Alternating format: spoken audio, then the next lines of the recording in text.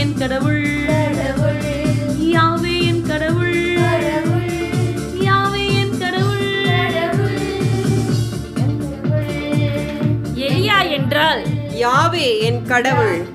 Yeah yeah yeah yeah yeah yeah yeah yeah yeah yeah yeah.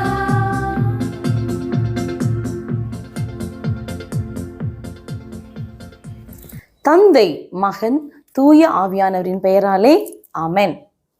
Praise the Lord Jesus Christ. இன்னைக்கு நான் யாரை பார்க்க போறோம் தெரியுமா? எலியா, எலைஜா. பழைய ஏற்பாட்டில் எலியா என்பவர் ஒரு இறைவாக்கினர். எலியா என்றால் என்ன? எலியா என்றால் யாவே என் கடவுள். யாவே இஸ் மை காட். அப்போ அவர் பெயருக்கு ஏற்ப எப்படி தன் வாழ்க்கையை வாழ்ந்தார் நம்ம முதல் பார்ப்போம். அவருடைய ஜெபங்கள் 5 ஜெபங்கள் இருக்கிறது, அதை நம்ம மெதுவாக தியானிக்கலாம். ஆனால் இந்த முதல் வீடியோவில் எலியாவை பற்றி நாம் தியானிப்போம். அவருடைய பெயருக்கேற்ப அவர் எப்படி வாழ்ந்தார்னு பார்ப்போம். ஓகேவா? ஒவ்வொருடைய பெயரையும் அவருடைய சூழ்நிலையும் அவருடைய வாழ்க்கையையும் பிரதிபலிக்கும்னு சொல்றாங்க. அப்படி பிரதிபலிக்கிற ஒரு வாழ்க்கையை தான் எலியா வாழ்ந்தார். எலியா வாழ்ந்த காலம் எப்ப அப்படின்னா, ஆகாபு என்ற அரசன் இஸ்ராயல் மக்களை ஆட்சி செய்து வந்த நேரம். ஆகாபு யார் அப்படின்னா, இஸ்ராயல் மக்களுக்கு அரசனாக இருந்த சிம்ரி, ஓம்ரி, அந்த ஓம்ரியோடைய மகன் தான். இப்போ இதுக்கு முன்னாடி வாழ்ந்த அந்த அரசர்களும் கடவுளுக்கு விருப்பமான வாழ்க்கையை வாழல, அவருக்கு ஏற்றதான வாழ்க்கையை வாழல. ஆகாபு வாழ்ந்தாரா? இல்ல. ஆகாபு மணந்து கொண்டது யார் அப்படின்னா, இசபேல் என்ற ஒரு பெண்மணி. அந்த பெண் யார் அப்படின்னா, பாகால் என்ற தெய்வத்தை வழிபடுகிறவள். அப்ப என்னாச்சு? தன் மனைவிக்காக பாகாலுக்காக பல பலிபீடங்களை அந்த நாட்டு முழுவதுமே அவனே கட்டி எழுப்பினான். இது கடவுளுடைய மனது, கடவுளுக்கு சினம் ஊட்டியது என்று சொல்லி நம்ம வசனத்துல படிக்கிறோம். 1 அரசர்கள் 16, 17, 18 இந்த 3 அதிகாரங்களையும் தொடர்ந்து படித்தோம்னா இந்த பகுதியை நம்ம பார்க்கலாம்.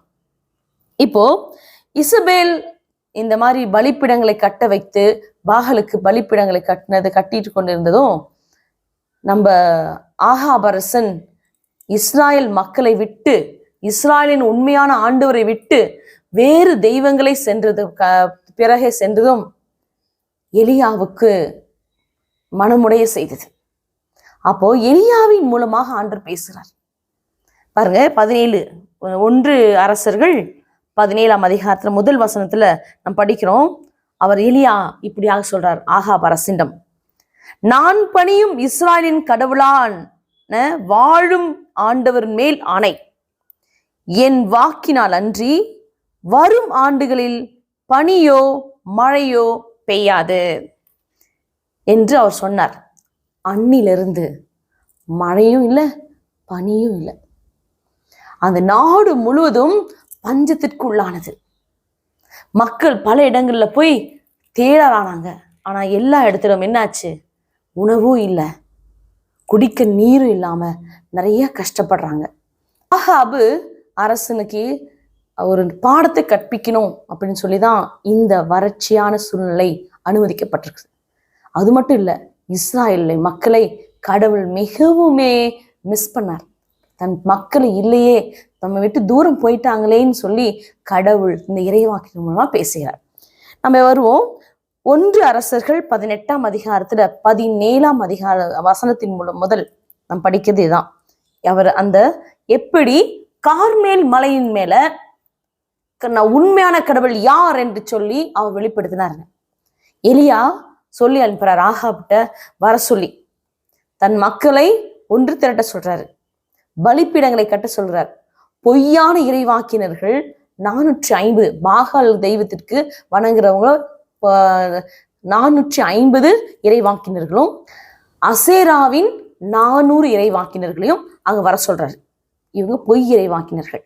So 850 falls profits. சரியா? அவங்கெல்லாம் வர்றாங்க. அதே போல மக்கள் எல்லாரும் ஒன்றாக திரட்டி அங்க 2 பலிப்பீடங்களை கட்ட சொல்றார். 2 பலிப்பீடங்கள். ஒன்று இஸ்ராயலின் உண்மையான தேவன் யாவேக்காகவும், இன்னொன்று அவர்கள் வணங்குகிற பாகாலுக்காகவும் கட்ட சொல்றாரு. அடுத்தது அவர் சொன்னது என்னன்னா, எல்லாரும் ஒன்றாக சேர்ந்து இருக்கும்போது 2 பேருமே என்ன செய்ய மாட்டோம், 2 காளைகளை வெட்டி ஒரு இது விறகுகள் மேல 2 பலிப்பீடத்தின் மேலும் ஒவ்வொரு காளையை வச்சிருவோம். தீயை மூட்டக்கூடாது. நம்ம உண்மையான ஆண்டவர், அந்த வசனத்தை படிக்கிறேன். 24வது வசனத்துல, நீங்கள் உங்கள் தெய்வத்தின் பெயரை சொல்லி அழையுங்கள், நானோ ஆண்டவரின் பெயரை சொல்லி அழைப்பேன், அதற்கு நெருப்பு மூலம் பதிலளிக்கும் கடவுளை உண்மை கடவுள். எப்படி? நெருப்பு மூலமாக கீழே இறங்கி சுட்டரித்து பலிப்பீடத்திலிருந்து செலுத்தப்பட்டிருந்த காணிக்கையை முழு மனதோடு நெருப்பின் மூலமாக எடுக்கிற கடவுள் தான் உண்மையான கடவுள். இதற்கு ஆகாவும் ஒத்துழைத்தார். சரின்னு சொல்லிட்டார். செல்வன எல்லாருமே மக்கள் காலை முதல் கத்துறாங்க. என்னன்னு? பாகாலே பதில் தாரும், பாகாலே பதில் தாரும் கத்திட்டே இருக்கிறாங்க. காலை முதல் மதியானம் ஆயிடுச்சு. மதியானம் கடவுள் என்ன வரல, அவங்க தெய்வம் வரல. திருப்பியும் பாருங்க, நம்ம எலியா கிண்டலா கேலியா இப்படி சொல்றாரு, இன்னும் முறத்த கத்துங்க. அவர் வேற உங்க தெய்வம் என்ன செஞ்சிருப்பாரு, ஆழ்ந்த சிந்தனையில இருப்பாரு, அல்லது ஒதுக்குப்புறம் போயிருக்கலாம், இல்லாட்டி பயணம் செஞ்சு கொண்டிருக்கலாம், அல்லது தூங்கி கொண்டிருக்கலாம். அவன் விழித்தல வேண்டியிருக்கும் என்று சொன்னார். அதை கேட்டு மக்களும் இன்னும் உறக்க கத்துறாங்க. பின்பகலாயிடுச்சு, மாலையும் வந்துருச்சு. கத்தி கத்தி அவங்க ஓய்ந்து போனாங்களே ஒழிய பலிப்பீடத்தின் மேல இருந்த அந்த இறைச்சியை என்ன ஆகல, ஒன்றுமே ஆகல, அப்படியே இருக்கு. இப்பொழுது மாலை நேரத்துல பலியிடுகிற நேரம், அந்த நேரத்துல எலியா அவருடைய ஸ்டாண்ட் எடுக்கிறார். என்னன்னு பாருங்க. அவர் சொன்னது 31வது வசனத்துல நாம் படிக்கிறோம். உன் பெயர் இஸ்ராயல் என்று ஆண்டவர் யாக்கோபுக்கு உரைத்திருதன் பொருட்டு அவர் வழிவந்த குலங்களின் எண்ணிக்கைப்படி எலியா 12 கற்களை எடுத்தார். அக்கற்களை கொண்டு ஆண்டவரின் பெயரின் பலிப்பீடத்தை கட்டி அவ்வழிப்பீடத்தின் சுற்றிலும் 2 உழவுக்கால் அகலம் உள்ள வாய்க்காலை வெட்டினார். அதற்குள்ள அந்த தண்ணீர் 4 குடங்கள் தண்ணீரை ஊற்றினார். எல்லாமே எப்ப ஈரமா இருக்கு, விறகும் ஈரமா இருக்கு, எல்லா இடத்துலயும் ஈரமா இருக்கு நேரத்துல இந்த இடத்துல நெருப்பு சட்டுன்னு எரியுமா? எரியாது. அந்த சூழ்நிலையில இப்போ பாருங்க, 36வது வசனத்துல நாம் இப்படியாக படிக்கிறோம். மாலை பலி செலுத்தும் நேரம் ஆயிற்று.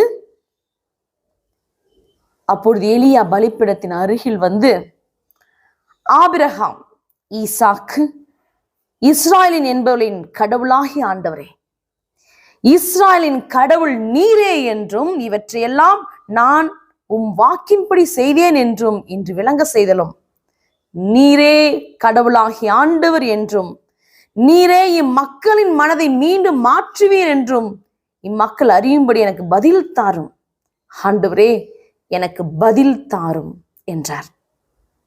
என்னானது? உடனே ஆண்டவரின் நெருப்பு கீழே அந்த எரிபலியையும் விறகு கட்டைகளையும் கற்களையும் மணலையும் சுட்டெரித்து வாய்க்கால் நீரையும் வற்ற செய்தது.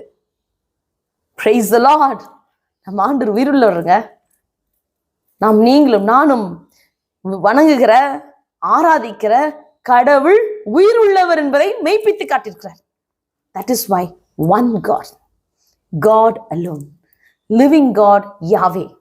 யாவே என் கடவுள் என்ற நம்பிக்கை எலியாவுக்குள் அவ்வளவு ஸ்ட்ராங்கா இருந்ததுனாலதான், அவ்வளவு நம்பிக்கையா அவரை உறுதியா இருந்ததுனாலதான் அவரால் சவால் விட முடிஞ்சது. விட்டது மட்டுமல்லாமல் தன் செயலின் மூலமா தன் நம்பிக்கையை அவர் வெளிப்படுத்தினார். இதன் மூலம் என்ன ஆச்சு பாருங்க.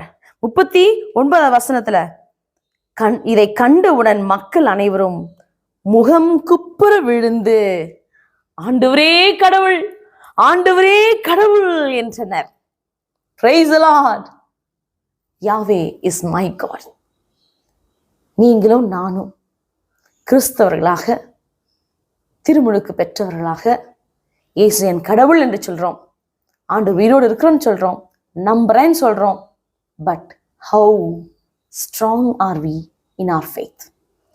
என் நம்பிக்கையில் நான் எவ்வளவு உறுதியாக இருக்கிறேன், என் நம்பிக்கை எவ்வளவு ஆழமா இருக்குது அப்படின்னு யோசித்து பார்ப்போமா? Let's pray. ஜெபிக்கலாமா? ஆண்டவரே, எலியா என்ற இறைவாக்கினர் தன் பெயருக்கேற்ப யாவே என் கடவுள் என்று எழுதப்பட்ட அந்த மன உறுதியோடு கூட ஆண்டவரே தான் சொன்னது எல்லாம் செய்ததெல்லாம் ஆண்டவரின் ஆவியானவருக்கு இணங்க செய்து, இதோ நீர் மெய்யான கடவுள், உண்மையான கடவுள் என்று நிரூபித்து காமித்தார். ஆண்டவரே, எங்கள் வாழ்வை உமது கரங்களை ஒப்புக் கொடுக்கிறோம். நாங்களும் எங்கள் வாழ்விலும் எங்கள் சொல்லிலும் நாங்கள் உண்மையான கடவுளின் பிள்ளைகள் என்பதை எடுத்துக்காட்ட எங்களுக்கு உதவி செய்யும். எங்களை ஆசீர்வதியும். அன்பு தேவ தாயே, எங்களுக்காய் பரிந்து பேசும். புனித யோசேப்பே, எங்களுக்காய் பரிந்து பேசும். அனைத்து வானதூதர்களே, புனிதர்களே, எங்களுக்காய் பரிந்து பேசும். ஆமென். God bless you. Thank you, Jesus. Ave Maria, Ave Maria. Like பண்ணுங்க, சப்ஸ்கிரைப் பண்ணுங்க, ஷேர் பண்ணுங்க.